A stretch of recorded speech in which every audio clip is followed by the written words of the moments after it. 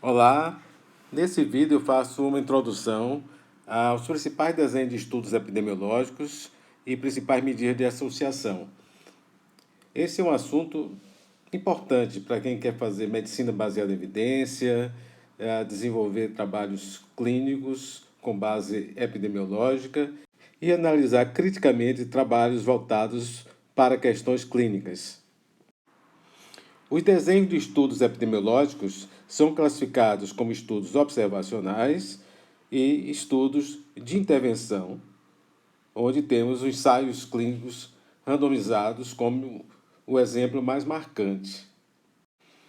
Nos estudos observacionais, como o nome diz, o pesquisador ele observa, ele planeja o seu estudo, mas ele não cria nenhum fator. Por exemplo, ele compara indivíduos expostos a um determinado fator de risco com indivíduos sem exposição àquele fator de risco. Se ele compara o efeito de um tratamento, esse é um tratamento que está ocorrendo naturalmente na prática. Ele apenas vai comparar indivíduos com diferentes tipos de tratamento ou indivíduos tratados e não tratados com aquele medicamento. Isso é diferente do estudo de intervenção, onde o pesquisador ele vai designar indivíduos para grupos, por exemplo, grupos tratados e grupos que não estão recebendo aquele tratamento. Então, esse fator, essa variável é criada através da designação ou alocação para grupos. Nós vamos falar sobre os principais estudos observacionais, o estudo de coorte, o estudo de corte transversal, o estudo de caso-controle e falaremos sobre ensaios clínicos randomizados. Aqui, nessa apresentação, nós não vamos falar dos estudos voltados mais para teste diagnóstico, que faz parte de uma apresentação separada.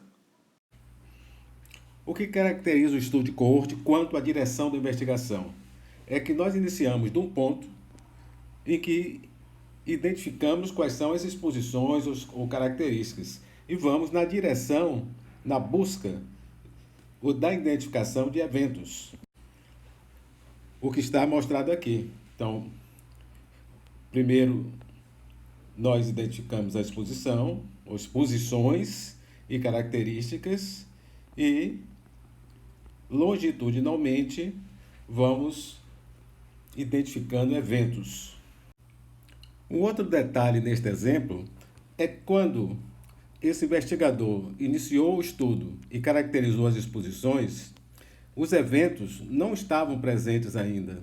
Então a gente ainda pode dizer que quanto à cronologia, esse estudo é um estudo prospectivo.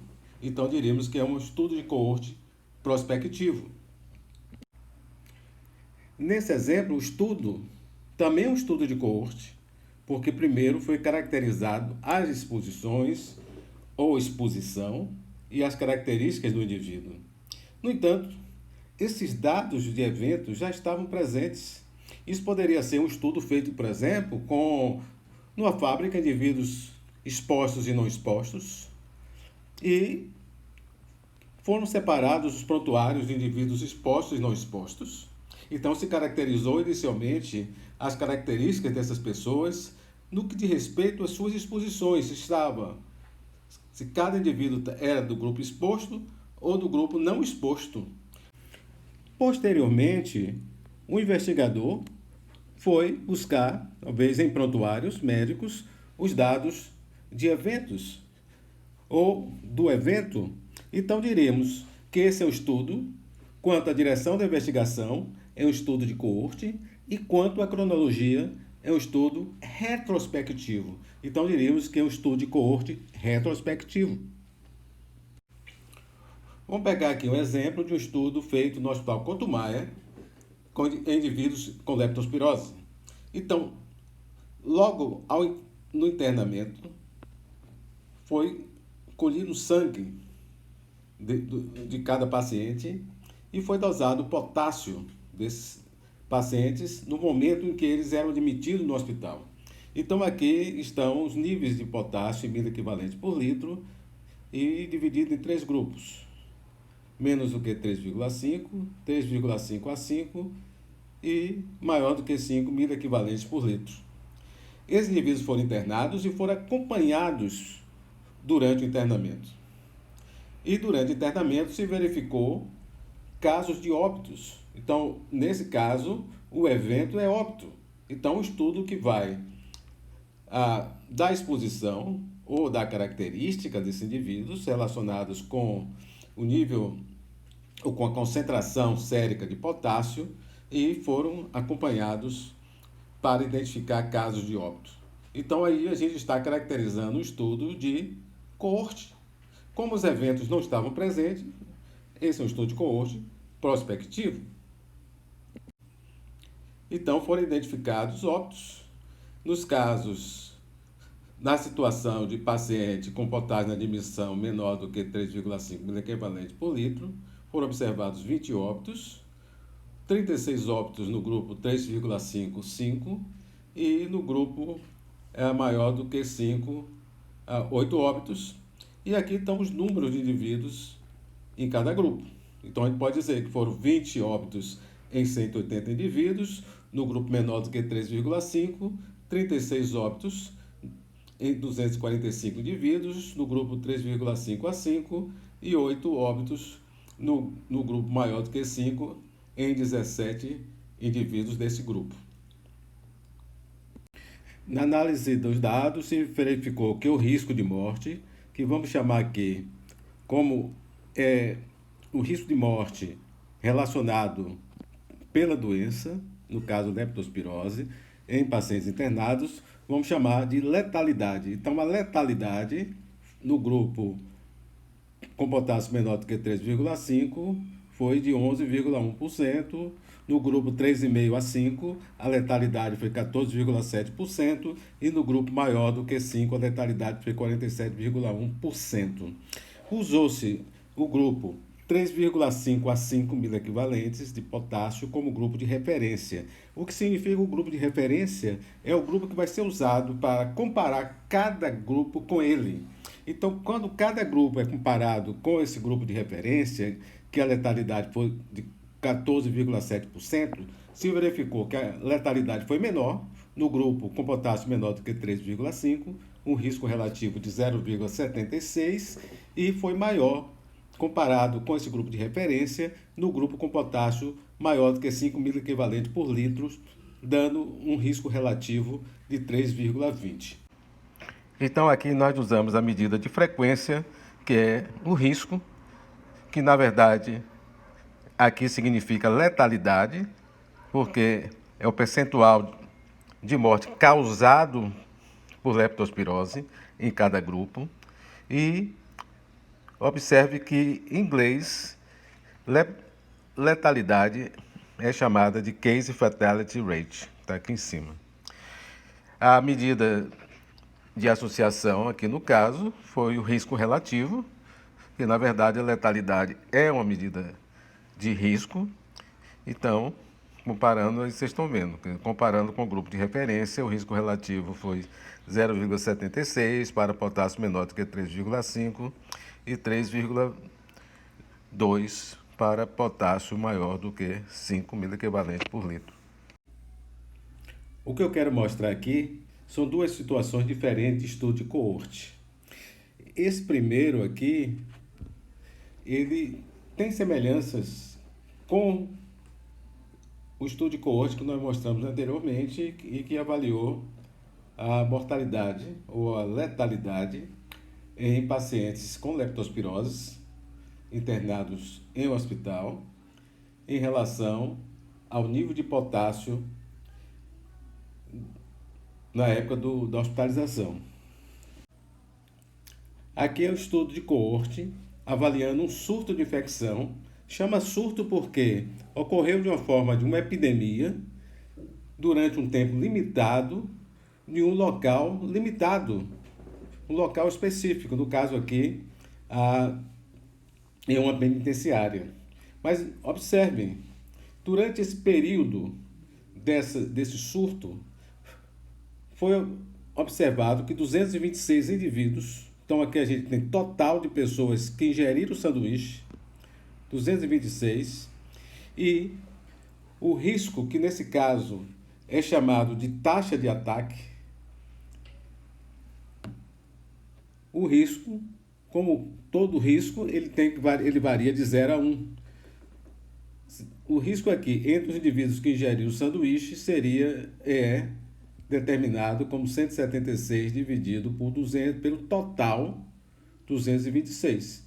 Quando nós temos sempre o número de casos da condição, da doença, né? No caso infecção, pelo total de indivíduos, isso vai variar de 0 a 1. Então aqui, nesse caso, vai ser 0,779 multiplicado por 100, vai gerar 77,9%. Então, representando percentual, eu diria que o risco nos indivíduos que ingeriram o sanduíche foi de 77,9%. E enquanto que nos indivíduos que não ingeriram o sanduíche, seria 27 dividido por 73. Né? Isso gera 0,37, o que equivale a 37%. Se nós dividirmos esses dois riscos, nós temos o risco relativo, então foi 2,1 vezes maior no grupo que ingeriu o sanduíche, e temos aqui a diferença de risco, que é a diferença entre esses dois riscos. Podemos chamar também de risco atribuível, né? O risco que pode ser atribuído à ingestão do sanduíche entre os indivíduos que ingeriram o sanduíche, né? A gente poderia dizer que entre os indivíduos que fizeram ingestão de sanduíche, dizemos então que esse total de 77,9% de risco entre os indivíduos que ingeriram o sanduíche, 40,9 pontos percentuais pode ser atribuído à ingesta do sanduíche. Veja a diferença para esse estudo abaixo. Esse é um dado do estudo de coorte, é uma coorte aberta, em que avaliou a associação de tabagismo e mortalidade por doença coronariana em médicos britânicos.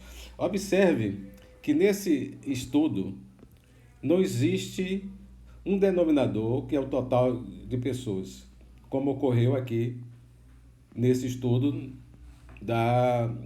do surto, né? Que nós tivemos um total de indivíduos, 226 no grupo que ingeriu o sanduíche e 73 no grupo que não ingeriu o sanduíche. E o que tem aqui? O denominador vai ser pessoas ano, ou pessoas tempo, no caso aqui representado com pessoas anos, que representa a soma do tempo que cada indivíduo permaneceu nessa coorte, né? Até o final do estudo ou até o momento do óbito, né? Então, se dividirmos a 630 pelo número de pessoas anos, no caso de fumantes, nós vamos obter o que seria a chamada densidade de incidência, no caso aqui por unidade de tempo, né? Porque para representar isso por 100, ou por 1000, ou por 10.000, ou por 100.000, nós temos que multiplicar esse número pela unidade que nós queremos representar essa incidência. Então, essa incidência aqui é densidade de incidência, né? Multiplicando esses números por 10.000, nós obtivemos a densidade de incidência por 10.000 pessoas anos, né? Então, a gente diria aqui que entre os fumantes, a incidência ou a densidade de incidência entre os fumantes foi em torno de 44,3 por 10.000 pessoas anos. No caso dos não fumantes, foi representada por 11,2 por 10.000 pessoas anos. Então, a medida de associação, em lugar de chamarmos de risco relativo, nós vamos chamar de razão de densidade de incidência. Em inglês, normalmente a medida de associação é denominada rate ratio ou incidence rate ratio, enquanto que essa outra medida de associação é denominada em inglês de Relative Risk ou Risk Ratio. A diferença entre as duas incidências, aqui nesse caso, nós podemos chamar aqui de diferença de densidade de incidência, em inglês Rate Difference,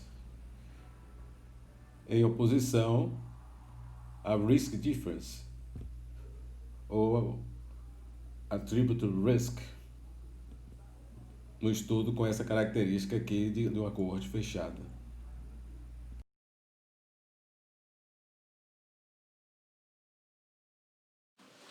Esses são dados também de um estudo de coorte prospectivo. Foi um estudo realizado nos Estados Unidos em enfermeiras e cujo objetivo foi avaliar terapêutica com estrógeno pós-menopausa em risco de doença cardiovascular. Nessa tabela é mostrado o risco de doenças coronarianas. E o que se observou que naquelas mulheres que referiram reposição hormonal, a incidência, a densidade de incidências foi de 6,1 casos por 10 mil pessoas anos, e no grupo que não usou reposição hormonal, de 14 casos por 10 mil pessoas anos. Isso corresponde a uma razão de densidade de incidência de 0,44. Quer dizer, esses dados estão sugerindo de que reposição hormonal é benéfica em termos de reduzir a incidência de eventos coronarianos. Devo dizer que esses dados não foram confirmados por outros estudos. Está aí uma controvérsia na literatura vinda desse estudo observacional. O estudo na enfermeira foi publicado em 1985 e no mesmo ano, 1985, foi publicado outro estudo da coorte do estudo Framingham e que mostrou exatamente o contrário, né? Como pode ver aqui, por exemplo, o risco de mulheres que usaram estrogênico em doença cerebrovascular, doença coronariana, os riscos foram maiores do que nas mulheres que não usavam estrógeno na pós-menopausa. Diferente do estudo de coorte, no estudo de coorte transversal não existe uma direção da investigação, como nós mostramos no estudo de coorte, ia dar exposição para o evento. Então, no estudo de coorte transversal, se usasse aqui esses dados, a gente estaria coletando as características das pessoas, as exposições, o padrão dietético, tabaco, se fuma ou não fuma, e ao mesmo tempo estaríamos coletando dados da pressão arterial, coletando sangue para glicemia, perguntando ao paciente sobre o diagnóstico de hipertensão arterial, diabetes. Então, tudo estaria ocorrendo num determinado ponto, portanto, transversalmente. Vamos pegar aqui um exemplo no estudo ELSA Brasil. Embora o estudo ELSA Brasil seja um estudo de coorte, essa análise foi uma análise feita transversalmente, porque se pegou na linha de base e se avaliou o nível socioeconômico do indivíduo e o diagnóstico de doença renal crônica. Aqui estão os dados. Os indivíduos foram classificados pelo nível socioeconômico, em alto, médio e baixo. Aqui está o total de indivíduos em cada desses grupos por nível socioeconômico, e naquele mesmo ponto se avaliou, usando critério para o que seria a doença renal crônica, aqui colocado como DRC, e se verificou que dentro do critério diagnóstico, esses números 365, 487 e 404 correspondia a cada um desses grupos por nível socioeconômico. E aqui tem, na análise que é feita desse estudo, né, se obtém os percentuais que, no caso, correspondem à prevalência de doença renal crônica em cada grupo por nível socioeconômico. Utilizou-se o grupo socioeconômico mais alto como grupo de referência e Ao se fazer isso, observou-se que a razão de prevalência, dividindo 8,1 por 8,2, foi 0,99, portanto, uma diferença mínima, ou praticamente não existiu nenhuma diferença, e quando se dividiu 11,3 por 8,2, se obteve uma razão de prevalência de 1,38, indicando que a prevalência foi 38% maior no grupo de nível socioeconômico baixo do que no nível socioeconômico alto. Aqui temos outra medida de associação, que em vez de uma razão, nós temos uma diferença, e aqui temos o grupo de referência, que seria 0, igual a 0, diferente se fosse razão de prevalência, que é igual a 1. Então, obtivemos aqui menos 0,1 ao fazermos aqui a diferença entre o grupo médio, que foi 8,1, menos 8,2 do grupo com prevalência mais alta. E ao compararmos a diferença entre o grupo de nível mais baixo com o grupo de nível socioeconômico mais alto, tivemos essa diferença de 3,1, ou seja, a prevalência de 11,3 menos no grupo mais baixo, menos 11,2 no grupo mais alto, equivale a essa diferença de prevalência. Agora vamos falar do estudo de caso-controle e vamos pegar um exemplo, um estudo de caso-controle publicado no New England Journal of Medicine, que avaliou a associação entre o uso de capacete e a redução da ocorrência de traumatismo crânioencefálico. Então, diferente do estudo de incidência, ou o estudo de coorte, aqui, nesse caso, o primeiro ponto onde começa a investigação é na identificação de casos, né? No casos de traumatismo craniano, e um grupo de comparação, né? Nesse caso aqui até usou 2 grupos de comparação. E posteriormente se busca dados relacionados com possíveis fatores de risco, que no caso aqui o fator de risco que vai ser avaliado é o uso ou não de capacete, né? Então, a direção da investigação aqui, no caso, enquanto que do evento para as possíveis exposições. Isso é contrário àquela direção da investigação do estudo de coorte. No estudo de coorte, a direção da investigação é da exposição para o evento. Então, novamente, sendo estudo de caso-controle, o primeiro ponto na investigação foram a identificação de casos e a procura de controles para fazer essa comparação, e posteriormente, então, né, seria nessa direção, seria a busca de uso ou não de capacete nesses indivíduos, para buscar a associação entre capacete usado ou não e ser caso ou ser controle. Sendo um estudo de caso-controle, a alternativa de medida de associação aqui vai ser a odds ratio, ou que é traduzido como razão de chances. É importante nesse ponto fazer uma distinção entre odds ratio como medida de associação e o risco relativo e a razão de prevalência.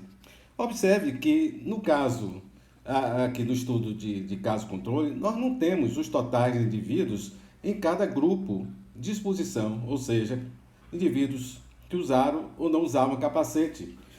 Enquanto que o risco relativo e a razão de prevalência faz uma relação entre duas proporções, no caso da odds ratio, a relação que existe é uma relação entre ser ou não ser. No caso de uso de capacete igual assim, nós temos uma relação entre ser caso, 17 indivíduos, e não ser caso, 103 indivíduos. Então, nós teríamos uma relação de 17 para 103. E no caso do uso de capacete não, nós teríamos uma relação de ser, de 218, ser aqui eu estou me referindo de ser caso, versus não ser caso, no caso ser controle de 330. Então, preste atenção, não é a relação de duas proporções, nem uma relação de duas probabilidades, nem uma relação de dois riscos, nem uma relação de duas prevalências, mas uma relação de ser ou não ser. Então, vamos mostrar aqui como foi determinado essa odds ratio de 0,25, indicando de que o uso de capacete foi protetor, que reduziu a ocorrência de ser caso, no caso, traumatismo crânioencefálico. Então, foi feito aqui o quê?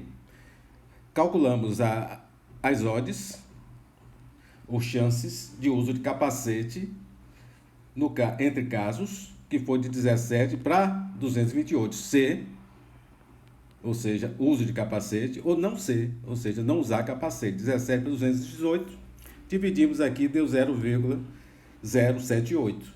No caso dos controles, ser, no caso, usar capacete, não ser, não usar capacete.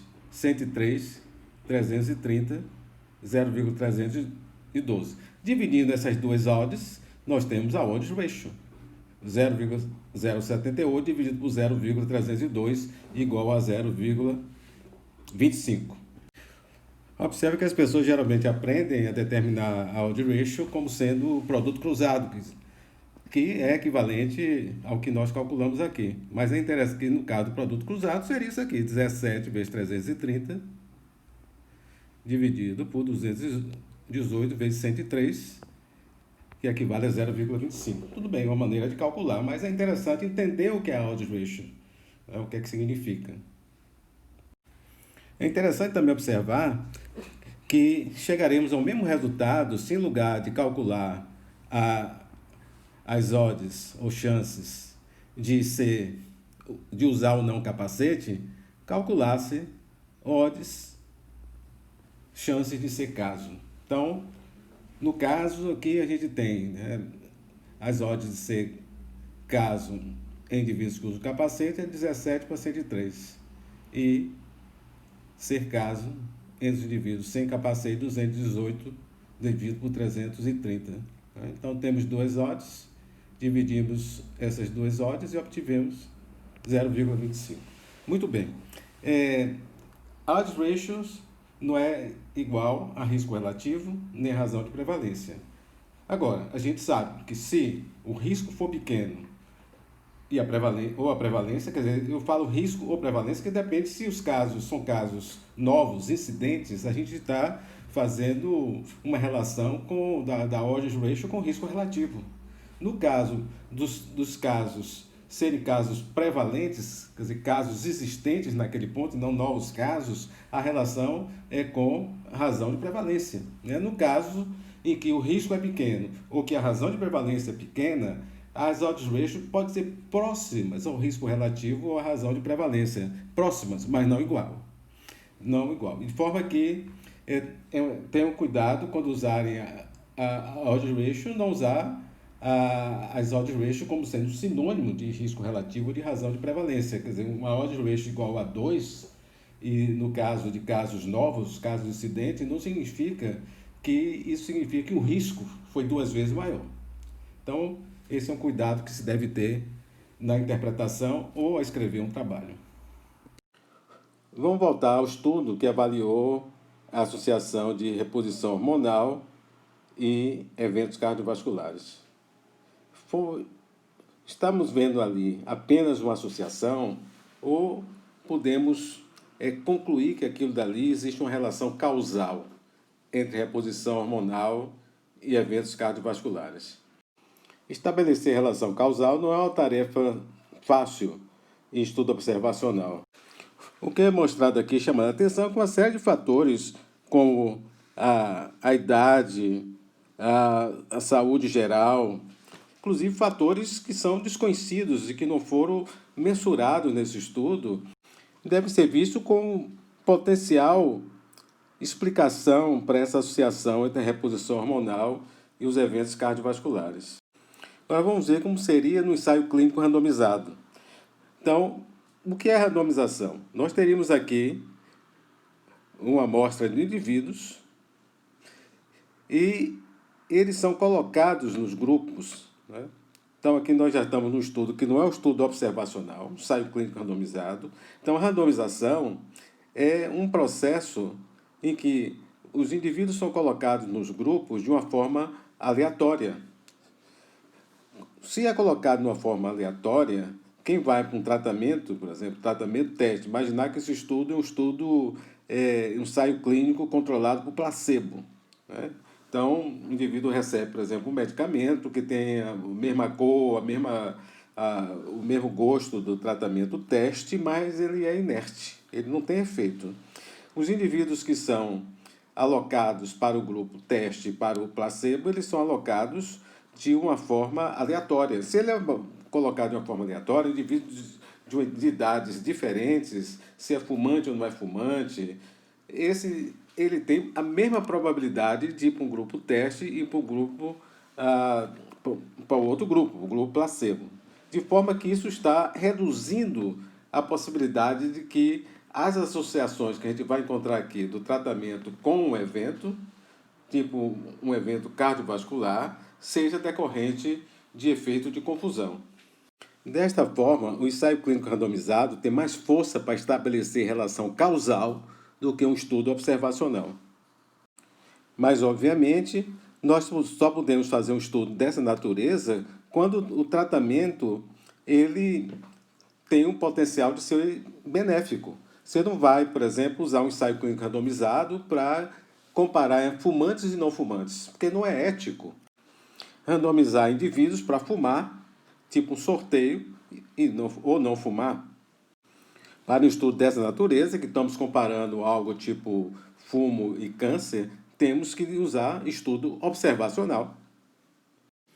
Quando nós olhamos uma tabela de características de um grande estudo, um ensaio clínico randomizado, aqui está comparando um tratamento com um placebo, a tendência é que a distribuição dessas variáveis ela ocorra de uma forma em que os grupos são homogêneos. Por exemplo, se você tem a idade aqui, a gente pode ver aqui a idade desse grupo é em torno de 64,6 anos no grupo do tratamento e no grupo placebo em torno também de 64,4 anos. Então, se a gente olhar diversas características, elas são semelhantes num grupo e no outro. Agora, só veja o seguinte, quer dizer, tem várias características que não foram medidas, mas você pode pensar, por exemplo, numa característica genética. Será que essa característica genética é diferente no grupo ou no outro? Observe que a probabilidade foi a mesma do indivíduo com uma determinada característica genética estar num grupo ou estar no outro grupo. Vamos usar dados desse ensaio clínico publicado no New England Journal of Medicine, que comparou digoxina com placebo, e comparou a mortalidade e comparou a morbidade. E, especificamente, nós vamos ver aqui a associação da comparação da digoxina com placebo com o risco de hospitalização. Observe aqui a média do tempo de acompanhamento dessa coorte, a média de 37 meses. Vamos pegar aqui a hospitalização por piora da insuficiência cardíaca. Então, o grupo de digoxina tinha 3.397 indivíduos e o grupo placebo 3.403. Ocorreram 910 hospitalizações no grupo de digoxina e 1.180 no grupo placebo. Pegamos esses dados aqui e organizamos essa tabela aqui abaixo, né? Então, 910 de 3.397 indivíduos no grupo de digoxina. Então, hospitalizado 910. O que sobra aqui, se fizermos a subtração, são 2.487 que não foram hospitalizados no grupo de digoxina. Aqui fazemos o mesmo para o grupo placebo, 1.180, né? Tiramos daqui, de indivíduos, no total de 3.403 hospitalizados e temos 2.223 não hospitalizados.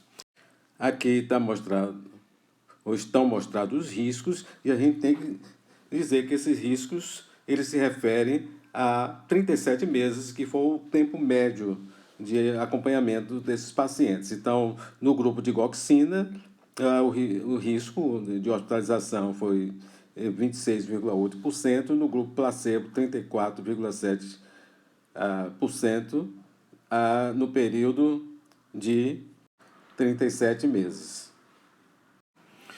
Vamos usar esses dados para apresentar medidas de associação que são mais frequentes em ensaios clínicos.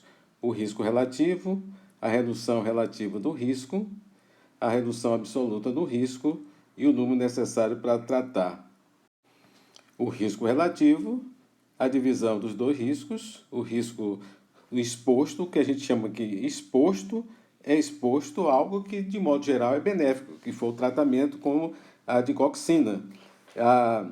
Então, no grupo exposto com o grupo não exposto, então 26,8% dividido por 34,7%, isso dá um risco relativo de 0,77%, indicando que o risco de hospitalização foi menor no grupo de digoxina do que no grupo placebo. A redução relativa do risco, RRR, é determinada aqui como 1 menos o risco relativo. Então, o risco relativo foi 0,77. Então, quando o risco relativo é menor do que 1, a gente determina o risco, a redução relativa do risco com 1 menos risco relativo. E, para representar em percentual, multiplica por 100%. Então, aqui houve uma redução de 22,7% ao comparar o grupo exposto com o grupo não exposto, ou seja, comparar digoxina com placebo. Observe, se os riscos fossem iguais, o risco relativo seria igual a 1. Então, ele passa de 1 para 0,77, ou seja, uma redução de 22,7%. Agora, a redução absoluta do risco vai ser pela diferença dos riscos. Então, a redução absoluta dos riscos, a gente pode chamar também de diferença dos riscos, e a gente apresenta em pontos percentuais. Subtraímos 34,7% menos 26,8% e obtivemos 7,9 pontos percentuais. Mostrado também aqui, 34,7 menos 26,8 igual a 7,9 pontos percentuais. Agora nós vamos determinar o número necessário para tratar.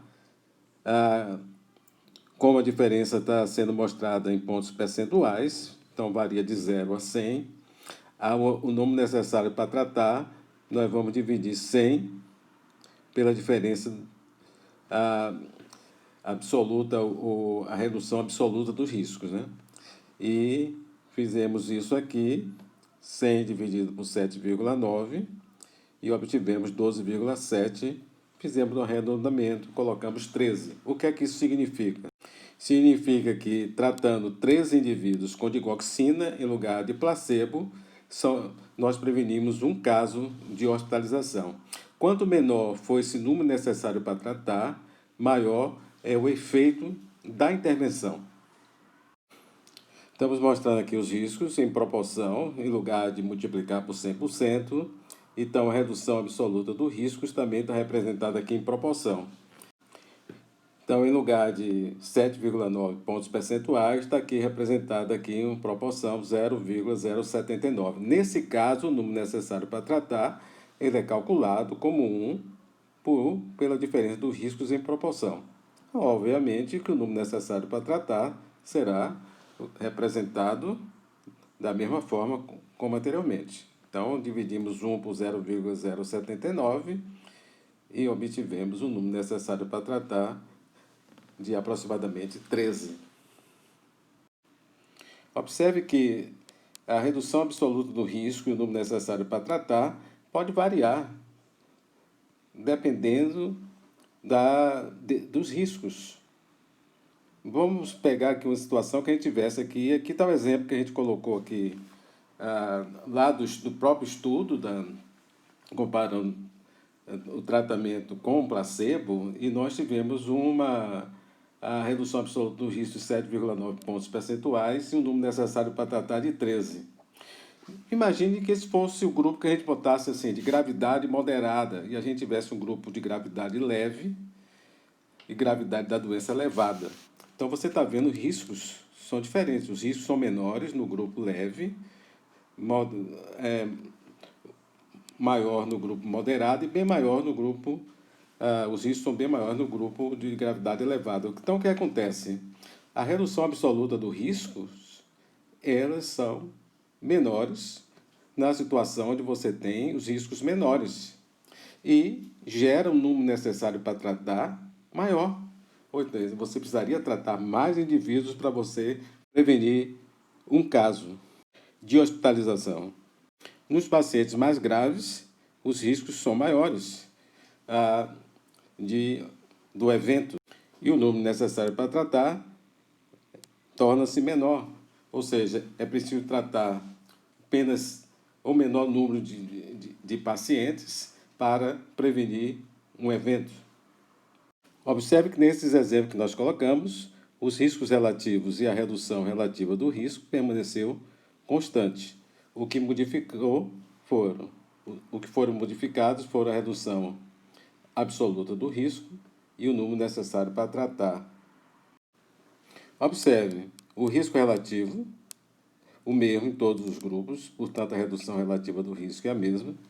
Se nós soubermos o risco basal, aqui no caso, o risco basal se refere ao risco do grupo placebo, que é aqui 8,7%, nesse grupo aqui leve, no grupo moderado 34,7% e elevada a gravidade maior 69,4%.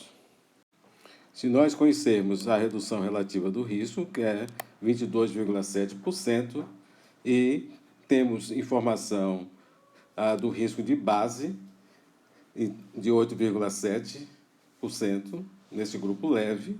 Se nós pegarmos a redução relativa do risco em proporção e multiplicarmos por esse risco basal, nós vamos ter a redução absoluta do risco de 2.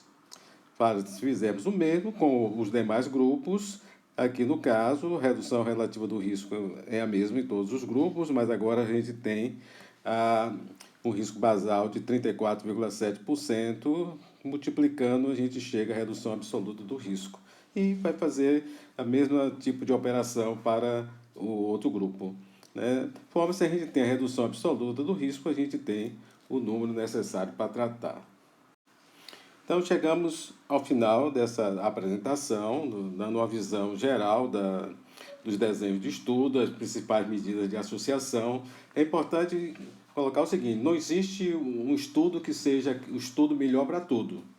Quando nós falamos do ensaio clínico randomizado, a gente está falando daquelas condições em que queremos testar, por exemplo, geralmente o efeito de uma intervenção, tipo um tratamento ou uma medida de prevenção, algo que pode ser feito porque os aspectos éticos permitem. Nós não vamos usar ensaio clínico randomizado para testar situações que não são éticas. Então, um fator de risco, se o indivíduo é exposto a um determinado fator de risco comparado com indivíduos que não são expostos, isso tem que ser estudo observacional. Nós não falamos aqui, ficou para uma outra apresentação, sobre os estudos voltados para testes diagnósticos. Ficamos então por aqui.